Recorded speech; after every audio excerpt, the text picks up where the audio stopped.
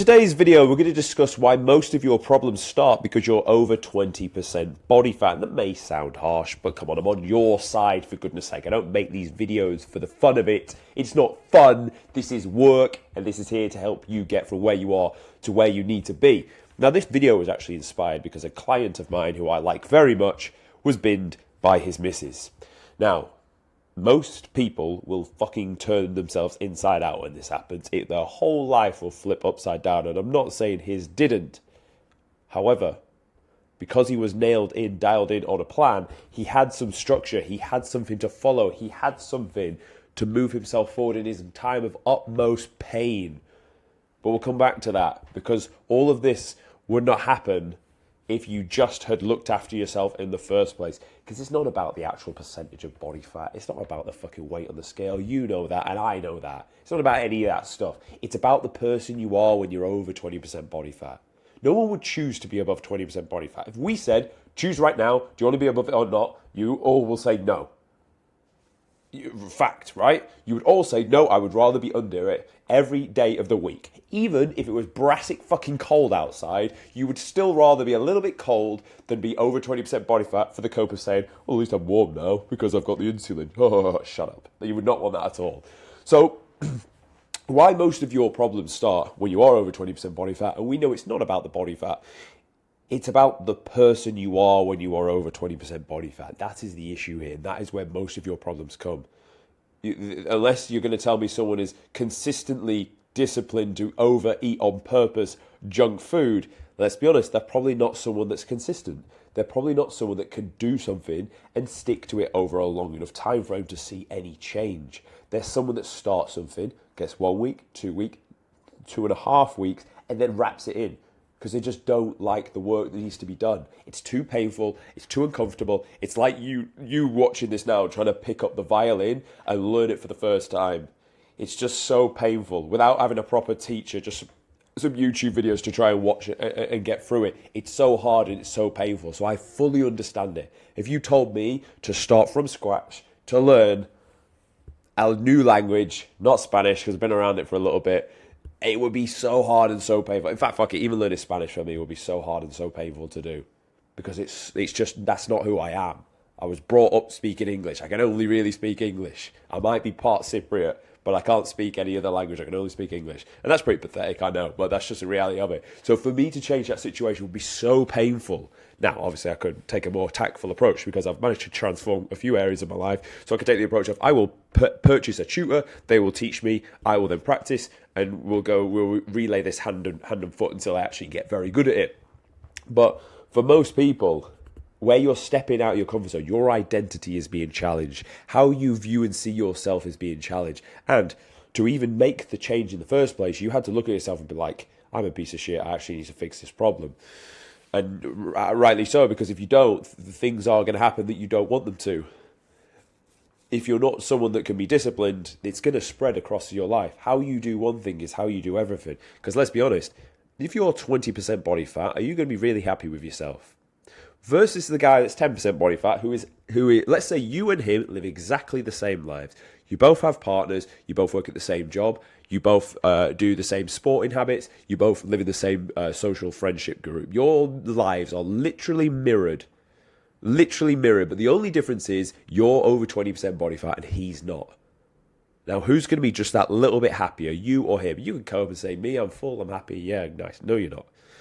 So who's going to be a little bit happier? He is. So when you step through the door at work and he steps through the door at work, he might be just even 5%, probably more, let's be honest, but let's be uber conservative. He might be 5% more happy than you. Who do you think is going to get the promotion? Even if you did the exact same work, the guy that walked around with half more smile on his face than the guy that's always miserable and negative, who's going to get the promotion? The happier guy, obviously. So because he got the promotion, now his partner respects him because he's climbing the ladder and he's providing for the family, so she's happy with that. Whereas the 20% guy's partner, obviously getting no more extra fucking Christmas presents this year because he didn't get a promotion. Is she going to be happier or sadder with this situation? And you can say it's shallow, whatever, but like ultimately women need to be protected and they need to be fed and watered, so it is what it is. So ultimately, his partner's going to be happier. So not only did he get the promotion, not only is his partner happier, And then ultimately, when you've got those three things in place, are your friends going to enjoy being around you a little bit more if you kept everything else the same versus the other guy? Yeah, right? So we can see something just so subtle as how you've looked after your body can take a massive effect on your life compared to other people. And other people want to take what we all want the same things in life, let's be honest. We all want fulfillment, we all want to be around nice people, we all want to be successful, we all want to have purpose. And when we have all those things, it's great. But the thing is, everyone's competing for those things, and there's only a finite amount of them, otherwise everyone would have it and it wouldn't be the thing that you're after anyway. So if you are 20% body fat and he's not, and he's that little bit happier, he's going to beat you in the competition, which is not ultimately what you want. Now, this is not a permanent thing. That's a great thing about this. Your body fat can be reversed. You can be a new human being. But the issue is how you got there in the first place. So we can see how you do one thing is how you do everything. Because if you are walking around a little bit sadder, how are you going to be around the people at work? Probably a little bit more angry and a little bit more resentful, especially when they get the promotion because they're a little bit happier and you don't. Now, because you don't get the promotion and you're not as happy, how do you think your partner's going to treat you? Well, how you act is going to reflect on her. How you act is going to reflect on your mates, because most likely, and I've been around these people, they like to complain. They like to blame other people and say it's not their fault, it's the other world's fault. And basically that the person that is their employer or the government or whatever, they're not looking after the person. And it's such a weak, poor position to be in, because you're literally helpless because you're blaming the other person, i.e. the bigger entity above you. So those types of people, they always have a hard life. And you know people like that, and maybe you are that person right now. Again, it doesn't have to be forever, but ultimately this is where it's got to you. So you'll find the people that are out of shape, generally resentful to life a little bit more. Generally, they find everything a little bit harder. Generally, everything is not their fault, and they're just operating on a lower level of frequency. And these people are cancer to be around. They really, really are. And it is a shame. It is a shame. The beautiful thing is, though, it can be reversed, as I keep alluding to. And we'll come on to that in a second. So we know that you're not someone of discipline. You know you're not someone of consistency. Are you going to be someone of resilience if you're 28% body fat? More than likely not. The only thing you'll be resilient to is being called fat, in which case, fair enough. You've got a little bit of resilience. But when things actually come down to it, when you actually have to stick to things over long term, are you going to? Probably not. You get set a task at work. Are you really going to sink your all into it when you've never been consistent or disciplined about anything before? Probably not, right?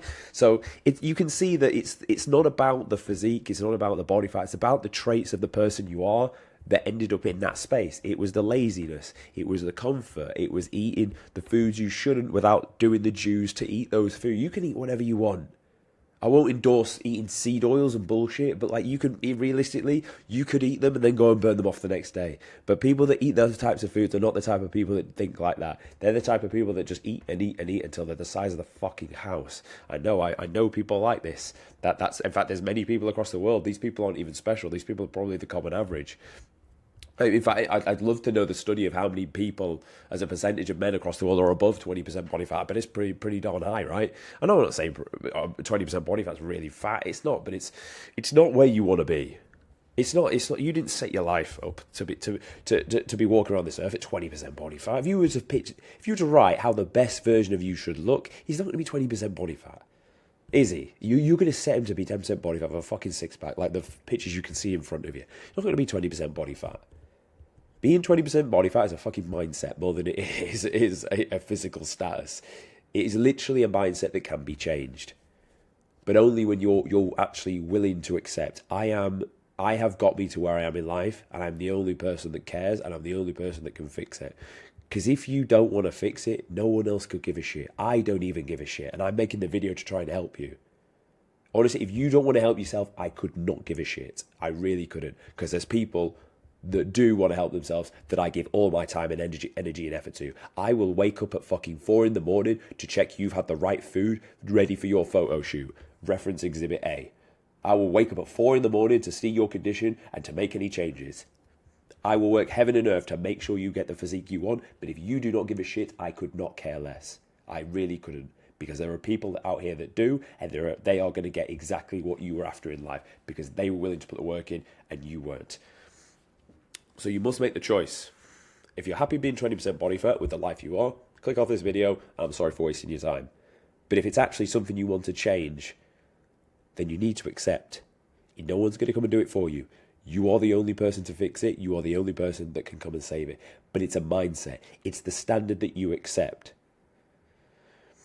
Now, there's a common thing spoke about online where men don't masturbate. Now, whether you think it's good or not, I don't even know whether it's good or not. But the only reason I've done it for the full year, and I'm being serious, I have not done it, I've not even touched it for the whole year. It's not about whether it's good or bad. It's not about me thinking I'm better than the people that do it. It's not about that. There's people that are much better than me in every domain of life that probably do it. It's not about that. It's just about saying to yourself, I'm not going to do something, and then you don't do the thing. It's just about me being able to control what I do with my life. It's being able to put a vice in a box and decide I'm not going to do it. Whether it's good or bad, I don't give a shit. I don't care if people like watch it or don't. It's your life. Do whatever you want. Like it's your time to enjoy yourself by yourself. If you want to do that, do it till your fucking heart's content. Do it till it goes red. I do not care less. I will not think any lesser of you. And it's not about that. It's not about walking around going, oh, you do it, I don't. You're a peasant, I'm not. It's not about that. It's just about when you set something for yourself and you do the thing that you said you weren't going to do, you just have no respect for yourself. So if you know it's a vice and you know the best version of you wouldn't do it, deep down, you're basically saying to yourself, it's okay for me to be a bitch today. You can come up with whatever cope you want as to why you could do that thing. But let's be honest, deep down, you're like, I'm a little bitch and I'm going to do the thing. Don't think I don't face things every day where I want to do something and I know it will make me a little bitch and I still have to fight that urge. It never goes away. The people right at the top will also have this. It's just a human thing. But the people that are where you want to be ultimately have said no to that thing. And that's why they are where you are. It's not sexy to say no to the thing. It's not cool to say no to the thing. It's very awkward and very painful. You don't get actually what you want out of the situation. You're actually depriving your mind and body of what it actually wanted in its truest, authentic self in that moment. It's not nice. It's not fun to do. It's not even cool to do. But it's something that people have done to get to where you want to be. Now, it doesn't. You don't have to stop pulling the head off if you really fucking enjoy it. Honestly, to do that to your heart's content, that's not going to worry. That's not going to affect whether you're 20% body fat or not. But if you're serious about changing how you look and how your physique is, you're going to have to change how you are as a person. You're going to have to be someone of discipline. You're going to have to be someone that makes time for the gym. The amount of people I hear, oh, I've been on the diet, but I just haven't got time to go to the gym. Well, then it's not going to change. You can say you've not got time, but you're going to get older. You're going to get older and this is going to get harder. So you can sack it now and not do it, but you're only kicking the can down the road that's going to compound as you go down the road.